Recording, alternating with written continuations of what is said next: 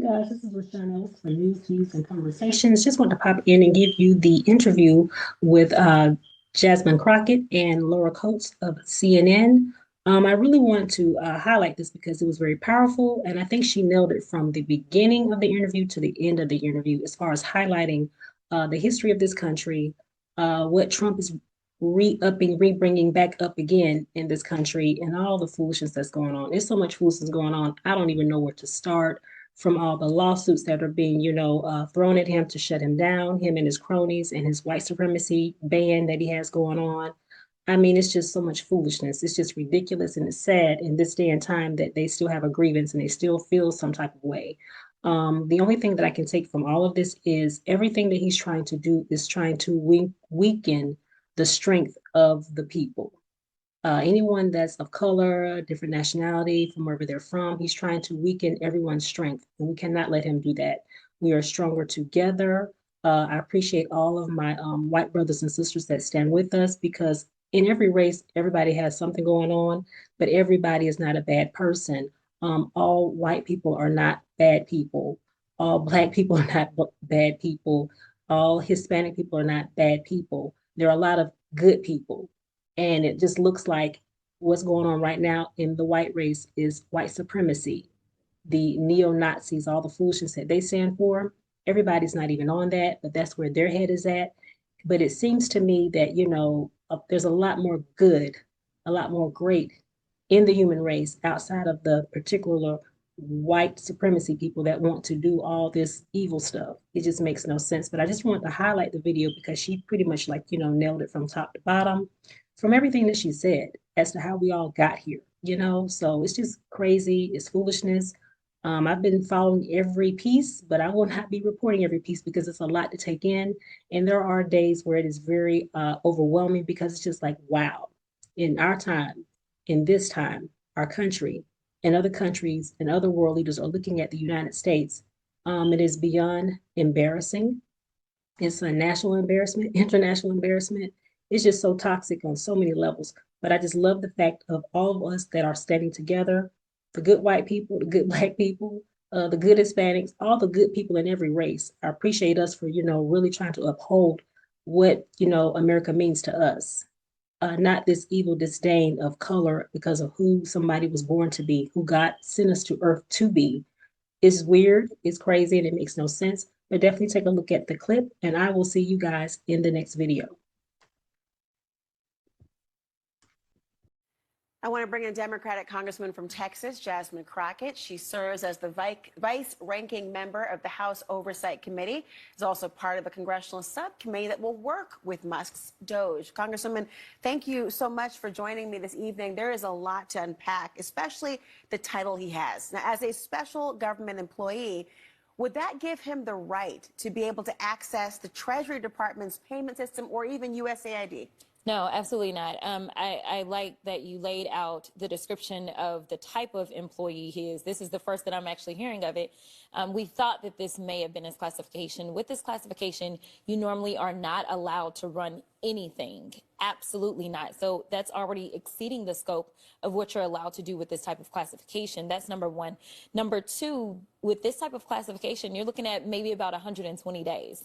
This isn't somebody that is supposed to be on full time forever. So maybe that's why he wants to sleep on the job, because he knows that it's supposed to expire. But right now we have an administration that could care less about what the courts say that they can do, that could care less about what the law says, that could care less about the Constitution. And so I think that we have to understand that we are not dealing with normal people. We are dealing with someone who is proven to be a criminal, proven to be disrespectful to us as Americans. And listen, we have to fight him the exact same way. We have to come back with the same type of energy, which means that if you want to play ball, then I'm ready to play ball. Listen, you guys decided to do this while the House was out. Well, the House is back in as of tomorrow, and I can guarantee you there will be some spicy things that I will be up to tomorrow, because I am a duly elected member of the U.S. House, and we will have some things that we are trying to do.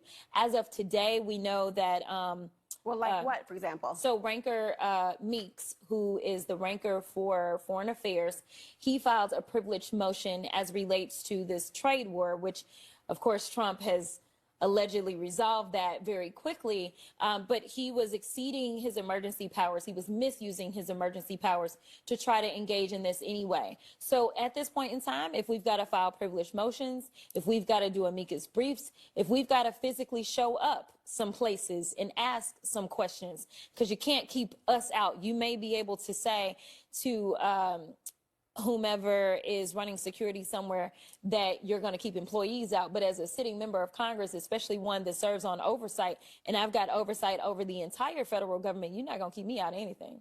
One of the things that's been happening in terms of the playing ball has been federal unions have been suing to block Musk's ability to actually access the sensitive data for the Treasury. Yeah. Congress, obviously, in a different position than a litigant, an average litigant. What could the Democrats do specifically, as opposed to being in the majority, to actually try to combat this? It doesn't sound like there's the largest of appetites among Republicans to say that the mandate may have been for you to serve in office, but not to have this wide scope of authority for a non-elected official.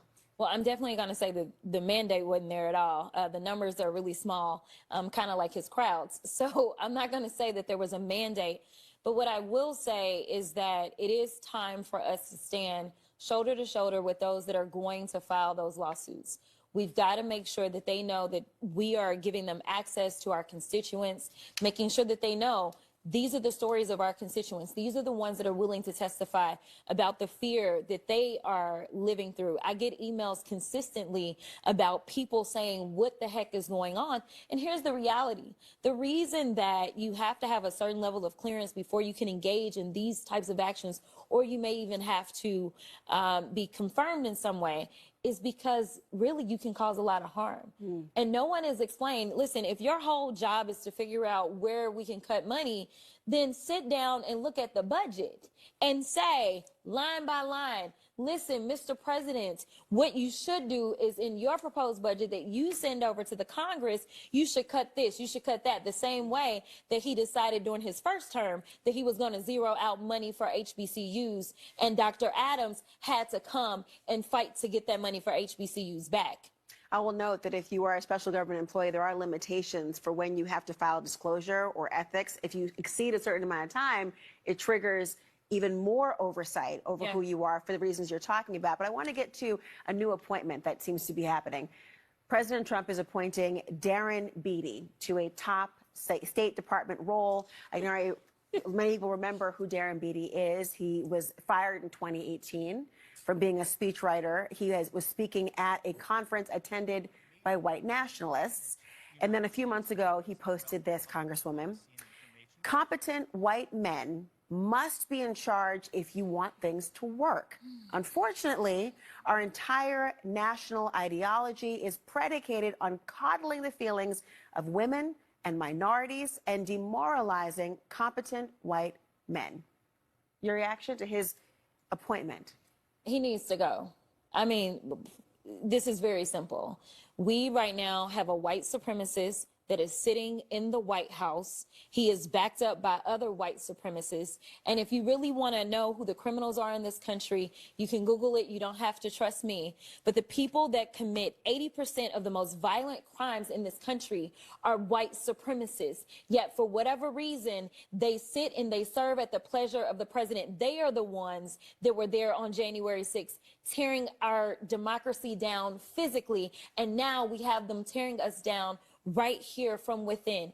Here is the problem. Of course, Congresswoman, to interrupt you, but President Trump, of course, has denied any allegations of the white supremacists, and that's why he apparently fired what he I know your point, but he did fire Darren Beattie in reaction, they believe, in part to his attendance at that conference. Does that change your opinion in any way? No, it doesn't change my opinion, because we saw what he literally recently just posted, and the coddling is for the white boys. That's what's happening right now. I am tired of the white tears. Listen, if you are competent, you are not concerned. When I walk into Congress every single day, you know why I don't feel a way and why you can't make me doubt who I am? Is because I know that I had to work 10 times as hard as they did just to get into the seat. When you look and you compare me to Marjorie Taylor Greene or me to Lauren Boebert, there is no comparison. And that is the life that we have always lived. So the only people that are crying are the mediocre white boys that have been beaten out by people that historically have had to work so much harder. This is why they don't want us to have education. This is why they are trying to literally say we won't fund the HBCUs, because they know that if they've already gone after affirmative action and they're saying, you know what, don't allow them to come into, say, these PWIs, as we call them, don't allow them to come into these institutions. We know why they created the HBCUs in the first place. It was because they wouldn't allow us into the white institutions. And so now they're not allowing us in. And now they're saying, you know what, we're also going to defund the HBCUs. You know why? Because they don't want any more Kamala Harrises. They don't want any more Jasmine Crockett's. But I got news for them. I don't care what they do. We will fight to the end to make sure that we get our due. Because again, if you want to talk about the people that shouldn't be in this country, you probably need to look in the mirror, because the last time I checked, the Native Americans who some of ICE have been rounding up, or the Puerto Ricans who are absolutely Americans, listen, the only people that came and colonized this place are your ancestors, Trump. I'll note that the BD position is for the acting undersecretary for public diplomacy and public affairs, a key role in helping to shape U.S. messaging abroad related to counterterrorism and violent extremism. Thank you, Congressman, for your words tonight and for your insight.